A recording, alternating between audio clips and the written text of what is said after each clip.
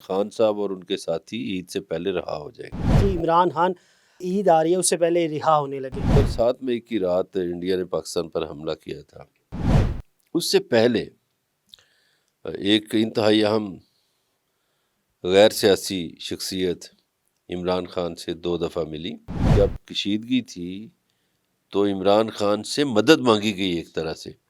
ISPR مجبور ہو گئے ان کی تعریف کرنے پہ، انہوں نے ان کو خراج تحسین پیش کیا کہ انہوں نے کہا کہ اچھا پھر ہم آپ کو رہا کر دیتے ہیں۔ شاہ محمود قریشی صاحب ہسپتال میں ہیں، ہسپتال میں ملاقاتیں کر رہے ہیں۔ سینئر سیاستدان ہیں، PTI سے تعلق ہے، بلکہ MNA بھی ہیں ان کے، اور بڑے سینئر قانون دان ہیں۔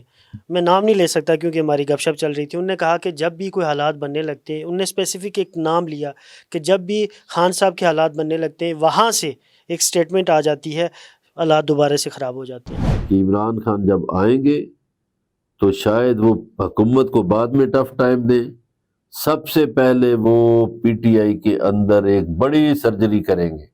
ہما خانم کا مستقبل، سیاسی مستقبل آپ دیکھ رہے ہیں کہ نہیں، وہ سیاست میں آ رہی ہیں کہ نہیں آ رہی؟ تو عمران خان اب پہلے سے مختلف عمران خان ہوں۔ پھر اپنی پارٹی کے لوگوں پہ کم ٹرسٹ کرتے ہوں، جو ان کے اتحادی ہیں نا 1-2 ان پہ زیادہ ٹرسٹ کرتے ہیں۔ احمد رضا سے ٹکٹ سائن کرائے گئے 4000 ٹکٹ، اور پھر جو بیگ کھولا گیا تو جی اس سے بلے باز کا ٹکٹ نکل آئے۔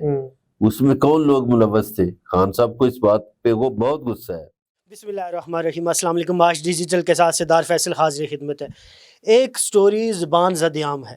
سٹوری یہ ہے، بڑی اہم سٹوری ہے کہ جی عمران خان جو یہ عید آ رہی ہے اس سے پہلے رہا ہونے لگے۔ کیسے ممکن ہو سکتا ہے کہ اتنی بڑی ڈیولپمنٹ ہو سکتی ہے؟ اس حوالے سے بات کرنے کے لیے آج میرے ساتھ میرے استاد سینئر صحافی ہیں، سینئر تجزیہ کار ہیں، انہی کی خبر ہے، یہی بہتر بتا سکتے ہیں کہ یہ کیسے ممکن ہوگا۔ مظہر برلات صاحب میرے ساتھ موجود ہیں، کسی تعارف کے محتاج نہیں ہے۔ مظہر صاحب، سر بہت شکریہ آپ کے وقت کا۔ سر کہاں سے یہ خبر آئی، تھوڑا سا یہ بتائیے گا۔ آپ نے کہا کہ 6 مئی کو کوئی ملاقاتیں ہوئیں، اس کے بعد ملاقاتیں جاری ہو چکی ہیں، تھوڑا سا یہ بتائیے گا کیسے ہوا، ابھی تک ممکنہ کیا ڈیولپمنٹ ہوئی ہے اسے؟ سردار صاحب بہت شکریہ۔ اور دیکھیے اب تو بہت سی خبریں لوگوں کے سامنے آ چکی ہیں، بہت سے اور لوگوں نے بھی دے دی ہیں، لیکن یہ 6 اور 7 مئی کی رات انڈیا نے پاکستان پر حملہ کیا تھا۔ اس سے پہلے ایک انتہائی اہم غیر سیاسی شخصیت عمران خان سے 2 دفعہ ملی، اور اس میں بہت سے گلے شکوے بھی ہوئے، باتیں بھی ہوئیں۔ تو خیر عمران خان نے کہا کہ اگر پاکستان کے لیے آپ چاہتے ہیں، پاکستان کا مسئلہ ہے، تو پاکستان کے لیے میری جان حاضر ہے، اور پاکستان کا دفاع میں اولین فرض سمجھتا ہوں۔ لیکن اگر کوئی یہ کہے کہ میں سیاسی بگوڑوں سے کوئی ملاقات کروں یا کوئی نون لیگ سے مذاکرات کروں تو یہ میں نہیں کر سکتا۔ تو خیر اس میں کچھ چیزیں انہوں نے کہا کہ اچھا پھر ہم آپ کو رہا کر دیتے ہیں۔ تو عمران خان نے کہا نہیں، میں تو ڈیل نہیں کروں گا، میں تو اس طرح رہا نہیں ہوں گا، میں عدالتوں کے ذریعے رہا ہوں گا۔ پھر انہیں یہ بھی کہا گیا کہ عدالتیں لگوا دیتے ہیں، رات کو لگا دیتے ہیں۔ تو عمران خان نے کہا نہیں، میں نارملی میرے کیس جو ہے میرے وکلا نے بتایا ہے کہ آخر پہ پہنچے ہوئے ہیں، میں عدالتوں کے ذریعے رہا ہوں گا۔ تو خیر اب وہ ملاقاتوں کی پھر بات ہوئی تو انہیں بتا دیا گیا کہ آپ کے وکلا کی، آپ کی پارٹی کے لوگوں کی، آپ کی بہنوں کی ملاقات اگلے ہفتے سے شروع ہو جائیں گی، اس میں رکاوٹ نہیں ڈالی جائے گی۔ اس کے بعد ایک انٹرویو 8 تاریخ کو ہوا، چودھری غلام حسین صاحب اور بلاول حسین ہے ان کا، بلاول حسین کا سیاسی لوگ، اس میں نے یہ باتیں کی۔ تو اگلے ہفتے جب ملاقات ہو گئی تو انہوں نے پھر میرا انٹرویو کیا، تو میں نے کہا جی یہ بالکل ان کی ملاقاتیں بھی ہوں گی، اور خان صاحب اور ان کے ساتھی عید سے پہلے رہا ہو جائیں گے۔ پھر خیر یہ 15 تاریخ کو زبیر علی خان نے بات کی، پھر 16 کو نجم سیٹھی نے، اور اب بہت سے لوگ کر رہے ہیں۔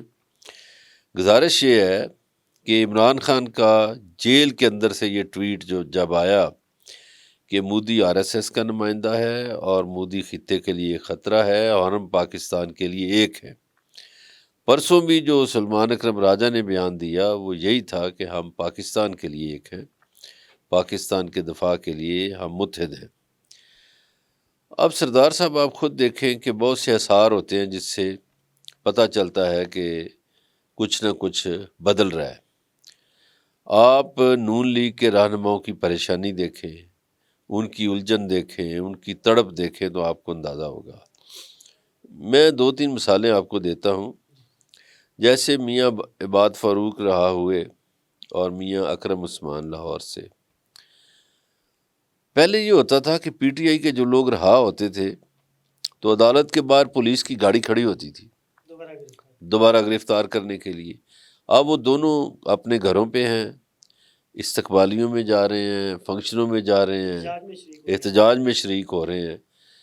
پھر آپ دیکھیے کہ سمڑیال میں ایک ضمنی الیکشن ہو رہا ہے، سردار صاحب وہاں پی ٹی آئی نہ صرف جلسے کر رہی ہے، ریلیاں کر رہی ہے، جلوس کر رہی ہے، نغمے گائے جا رہے ہیں۔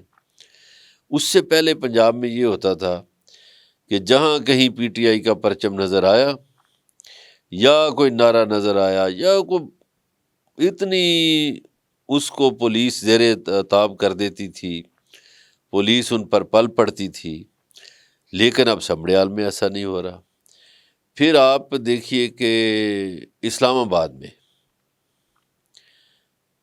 کوئی ایم این اے نظر آتا تھا نا پی ٹی آئی کا تو پولیس والے اسے دبوچ لیتے تھے۔ اب آپ دیکھیں کہ ہائی کورٹ کے باہر پولیس بھی کھڑی ہوتی ہے، آپ خود اپنی آنکھوں سے دیکھ چکے ہیں۔ پی ٹی آئی کے M N As, M P As, senator وہاں نعرے بازی بھی کرتے ہیں، پی ٹی آئی کے پرچم بھی لہرا رہے ہیں۔ تو یہ نشانیاں ہیں۔ پھر آپ دیکھیے کہ آج اسلام آباد سے 86 کارکن پی ٹی آئی کے رہا ہوئے ہیں جو 26 نومبر کے واقعات میں جیلوں میں تھے۔ تو آگے چل کر کچھ اور بھی اثار نظر آ جائیں گے۔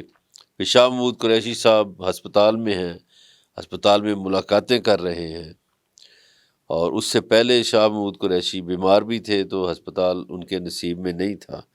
تو تبدیلیاں آنے والے دنوں میں اور آپ کو نظر آئیں گی۔ پی ٹی آئی کے لوگ رہنما انشاءاللہ عید سے پہلے عدالتوں کے ذریعے آئینی اور قانونی راستوں سے رہا ہوتے ہوئے آپ کو نظر آئیں گے۔ سر مجھے بتائیے گا کہ کڑی سے کڑی مل رہی ہے، آپ نے جیسے پوری گفتگو کا جو میں اگر اس کو لب لباب سمجھوں تو وہ یہی ہے کہ کڑی سے کڑی مل رہی ہے۔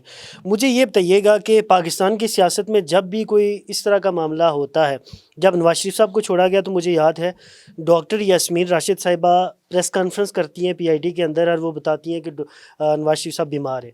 کوئی نہ کوئی گیو اینڈ ٹیک کی پاکستان کی سیاست میں ہمیشہ سے گنجائش رہی ہے۔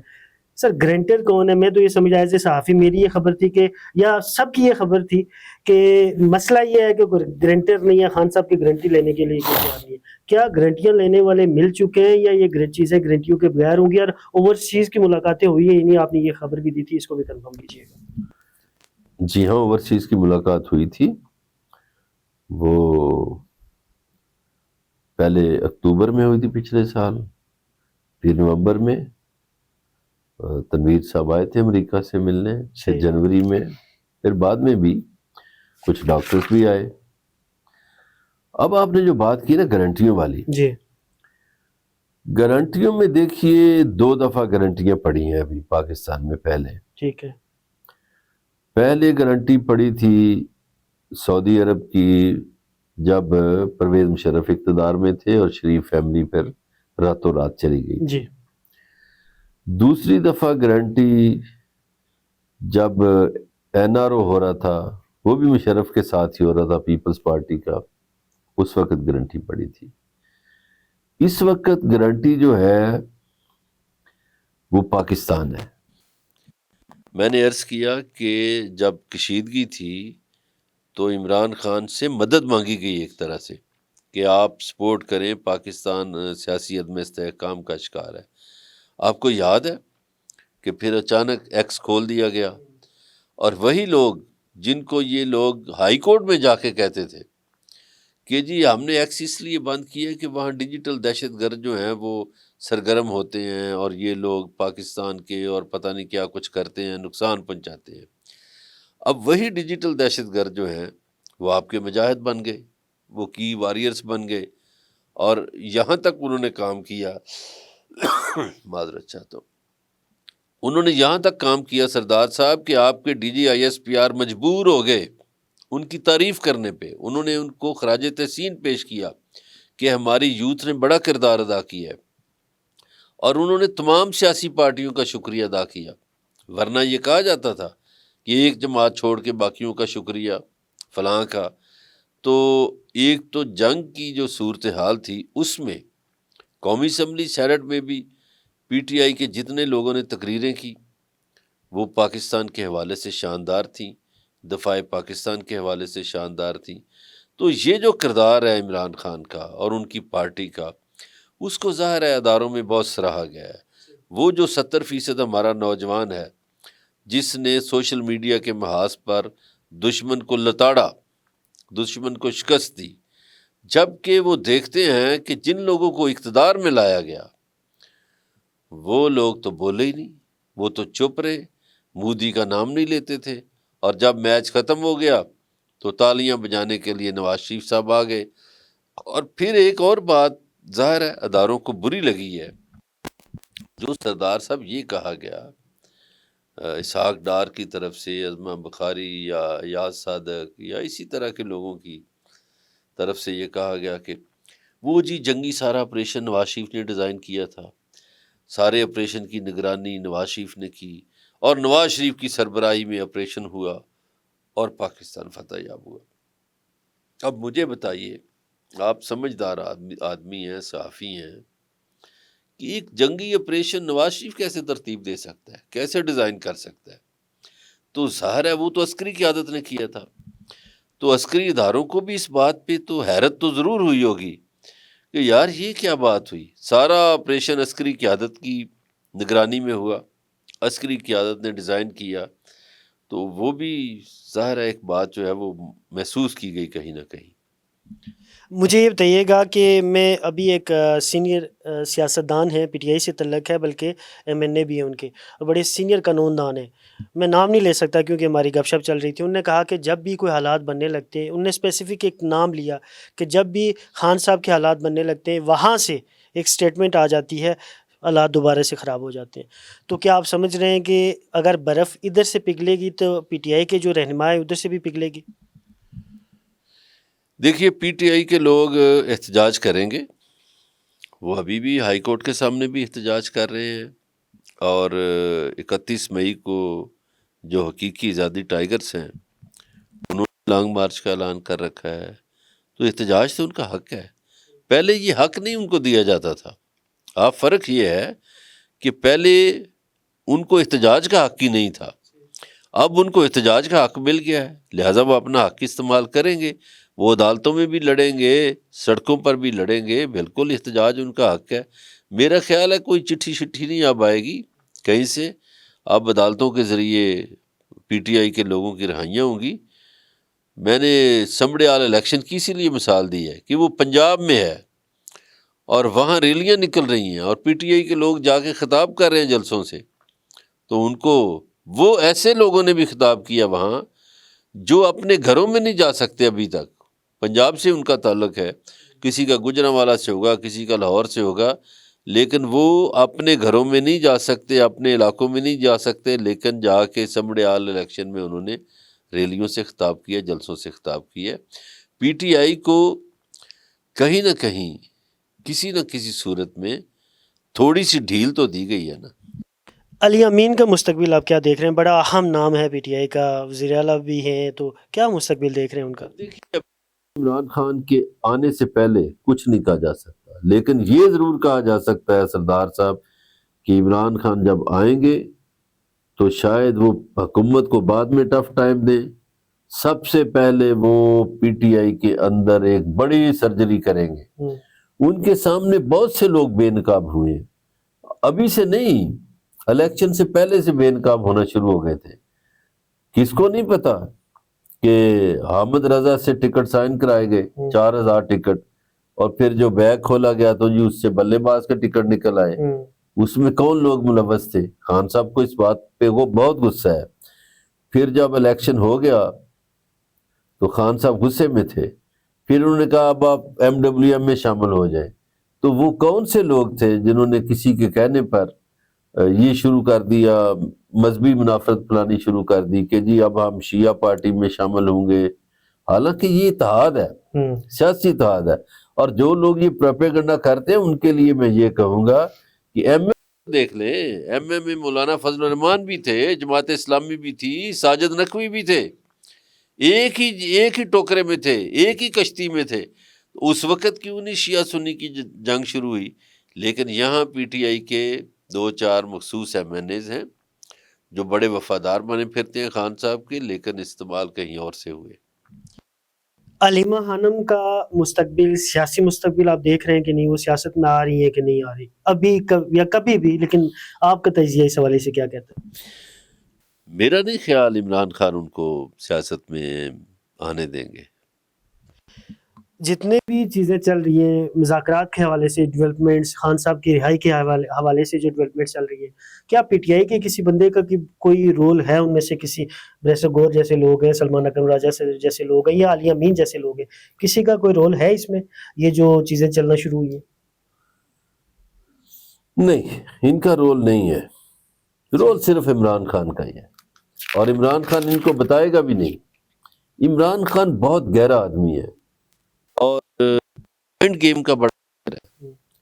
آپ دیکھیں نا، اس نے پرسوں ایک بیان دیا کہ جی پاکستان کے لیے ہمیں استحکام کے لیے ایک ہونا چاہیے، اور کچھ لوگوں کو ایسا لگا جیسے خان صاحب کے موقف میں نرمی آئی ہے، تو اس کا فیڈ بیک جو ہی ملا تو اس نے پھر سخت بیان داغ دیا۔ وہ مائنڈ گیم کا ماہر ہے، گیم چینجر ہے۔ وہ لوگوں کے دماغوں کے ساتھ جانتا ہے کہ کس طرح ان کا رخ موڑنا ہے۔